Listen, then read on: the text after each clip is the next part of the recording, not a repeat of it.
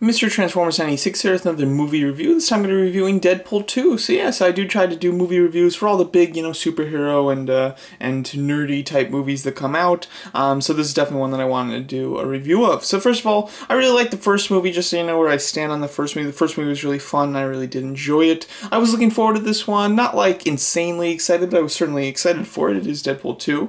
I think that its release date is really awful, to be quite honest. I think that happening just a few weeks after Infinity War and just before Solo is a terrible release date, and considering the first movie, or this movie, couldn't beat the first movie's box office, with sequels, especially the opening weekend should increase because more people have decided that they like this franchise and therefore will go earlier. So, as far as movies go, the second weekend should have a larger box office than the first for a movie like this, and it did not. It couldn't beat the first one. So I think that it has a bad release date, and I think it's going to hurt the movie in general. But overall, just my thoughts on this movie. This will be spoiler-filled, as you can see from one of the figures in this shot here. This will be spoiler-filled, so do not watch this if you don't want spoilers. We'll have a spoiler warning as well on the title, of course. So let's talk about it. I'm not going to hit everything. I'm sure there's going to be some stuff I miss and everything like that. At the moment, I've seen this movie 3 times. Probably going to see it a few more, though. But yeah. So first of all, the pace of the movie. I really like the pace. I think this has a better pace than the first one. The first one did a great job of intercutting between action and the story, because if they just told that story in a linear fashion, it would be very, backloaded with action, and then the front would be very dull. So I think that they did a great job of going back and forth. But there's some areas in that movie that drag, like when he's in that facility being tortured. I just don't enjoy that scene. It's just, especially when he's in the machine that chokes him. I don't know, that part of the movie drags for me. This movie does not have that issue for me personally. It is fun throughout. There's no scene that I find is a drag, which really makes multiple viewings of it extremely fun and much better than the first one for me personally.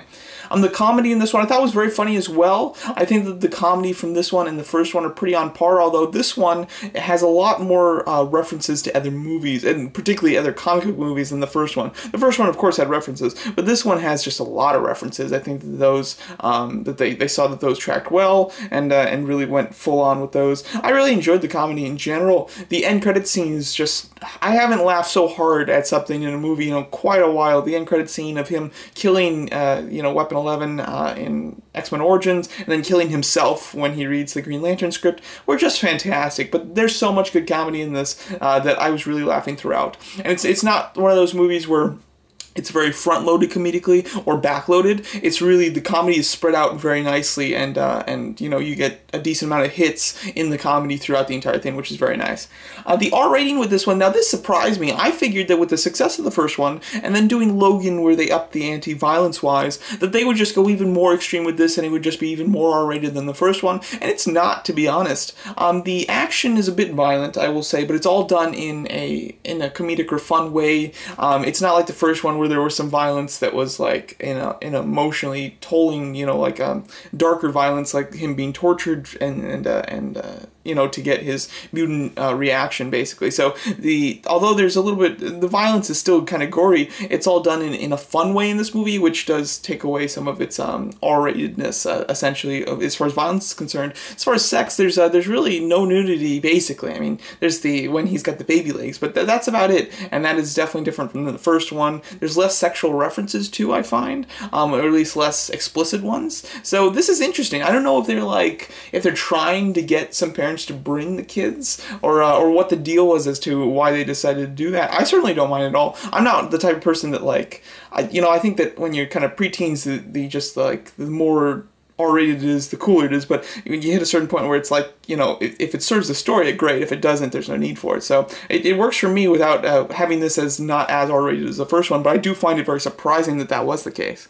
Now, to go over the characters, Deadpool, he's great. Ryan Reynolds, of course, nails it. Nothing really too new to talk about here, because he does it perfectly. I do like his arc in the movie and his relationship with Vanessa and how she dies and how she almost takes on a death role in this movie, because in the comics he has a relationship with death. It'll be interesting if Vanessa going forward is kind of fulfills that death role. That would be very cool. Of course, in the end credit scene he does save her, but that was just so, I really hope it wasn't real, because that just kind of negates what this whole movie was about. I'm hoping it was just more of a fun thing, but if she is actually like back alive, that would be disappointing. But I'm hoping that going forward she takes on an interesting role like that, and I did like her story with him in this movie. And there's some moments of actual like heart that come along with that work really nicely.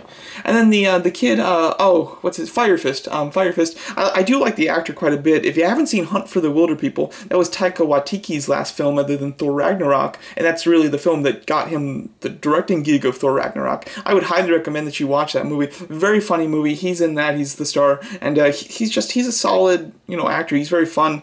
He plays a very similar role in this one, so it was kind of fun to see him here. But I do like him a lot. I like the idea that he needs to the Cable's back here to stop him. I wish that we saw more of his struggles in the home, because we get one quick flashback scene, and we're supposed to relate with what he wants to do, and we're supposed to really demonize the other people, but we don't see anything other than that one scene. So I almost wish that they showed a little bit more of that. However, that might have, taken the pace down in this movie. Like I said, because I think the pace is so good in this movie, having more of those sequences might have, kind of dulled the movie a bit, but I think that from an emotional standpoint, they were needed.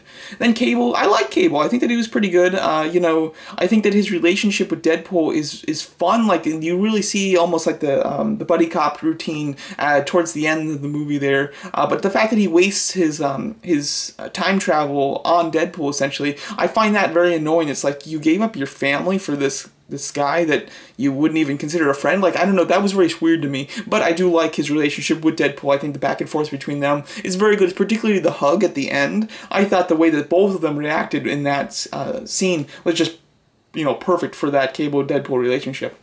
Domino, I like Domino. She was alright. I think that out of everybody in the movie, she's probably the one that I'm least into, for the most part. The one moment that I really liked her was when they got out of the cab and she saw that it was the home that she grew up in, and she's like, oh, I know why I'm here, this is going to be fun, let's do it, I kind of like that kind of carefree attitude, that everything's going to work out for me, so I'm not going to worry about anything type of attitude. That's probably the type of personality that would develop in somebody that has luck powers. So I do like that. I think that's a cool scenario. But just in general, she didn't scream necessary to me in this movie, to be quite honest. I almost feel like she could have been taken out of this movie. You really wouldn't have any hindrance. But I think that she was solid, and I like her personality, I guess. I just hope that they do more with her going forward. Then Juggernaut. Juggernaut was a nice surprise. There were rumors of Juggernaut being in this movie, but I never really took those rumors seriously. And then, hey, come to find out that they were true, which is very exciting. He looks great, he's a big CGI character, but that's how he should be if you want to do him like the comics. My only issue with him is his costume. He was just in that yellow jumpsuit, and he had like the metal restraints on him, but he snapped them all off. I wish that he kept those on. That would make it a lot more Juggernaut-like. When he ripped off the arm sleeves, he looked cooler to me, but overall, I wish that his costume was slightly different, because this Deadpool franchise is kind of known for taking characters that have been, not done correctly beforehand and kind of making them more comic accurate. So it would have been cooler if they did a little bit better with Juggernaut's costume. Character-wise, he was very much like the comics. Annoying to some extent, to be honest, but I enjoy seeing him, like, when he says big CGI battle coming up, and then they start fighting Colossus and him. I have to say, I was quite excited. It was quite nice to see. Then Colossus, this was a character that in the first movie was alright, I didn't mind him, he was fine, but I didn't find him special. I really liked him in this movie. I don't know why I liked him so much in this movie, but he really stood out to me. Every time I see the movie, I love Colossus, and I really like what they do with the character. Some small things I really like about him, like when he says, I can't remember what he says, but he says, come quietly or something like that to the kid, and then both the kid and Deadpool say, you sold that from RoboCop, and then he just kind of looks down like, did I? Like, just that little expression I thought was very cute. Also, when Deadpool comes back to, get him to join the team again, and starts doing the boombox on his phone. I just love the fact that Colossus is just in bed reading that little tiny itty-bitty rule book. That's just such a Colossus thing to do in this movie, at least. So I find that very funny. So just overall, I really enjoyed the Colossus character, and it went from a character that was to one of my favorites, which was very surprising. Then we have some of the other ones, like Teenage Warhead Missile, whatever. I can't remember her name. And then her girlfriend. I found her, the teenage, to be completely useless in this movie.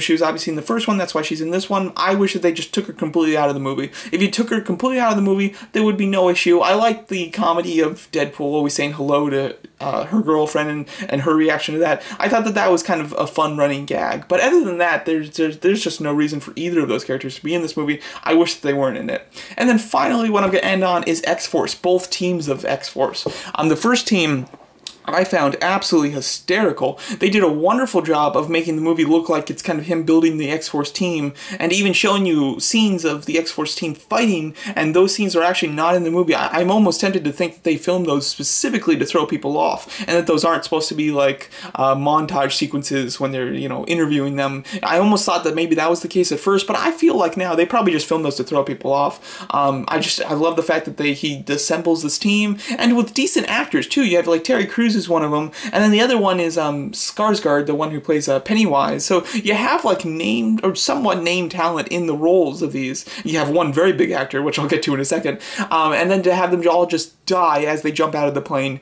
was hysterical. One of the funniest moments in the movie. And who doesn't love Peter? I thought that he was a wonderful addition as well. It's almost disappointing that they didn't do more with Peter, to be quite honest. But I love that sequence. I thought it was so funny. It was so Deadpool, and it really worked out very nicely. And then the surprise of the Vanisher going into the cords, the electrocution cords, and then you can see that it's actually Brad Pitt playing him. Hysterical. I absolutely love that. If you didn't know, Brad Pitt was actually was in talks to play Cable. The concept art for Cable, like a lot of it, was done using Brad Pitt's likeness, because it looked like he was going to play Cable for a while there. So I thought that was just a hysterical way to give him a cameo. What a funny cameo that the invisible character would be like one of the most famous actors. I absolutely love it. Also, if you didn't know, Matt Damon is the kind of the redneck guy on the trailer talking about toilet paper. The one that's talking about toilet paper, that's actually Matt Damon in heavy makeup. If you actually watch it knowing that, you can kind of see it, but man, it is really well hidden. The other one's Alan Tudyk, who's a great actor as well, but it's just interesting. Those little fun cameos I think are very fun. So, oh, and also apparently Ryan Reynolds did the motion capture and voice for Juggernaut. I heard that. I'm not quite sure if that one's true, but that's interesting. But yeah, overall, I really enjoyed this movie. I find it better than the first one. I might be alone by saying that, but I do find it better than the first one because I think it's better paced. It has a better array of characters, and some of which I really enjoy, like Juggernaut and Cable. And then it has, in my opinion, it has better comedy. Not by much. The first one was very funny. This one is very funny as well. I find this one slightly funnier though, but I think that the pace and the characters really make this one a better film in my opinion, and just one that's more enjoyable for me personally. So there you go. So that's my review of the Deadpool 2 movie. Let me know what you guys think of it, and thanks so much for watching.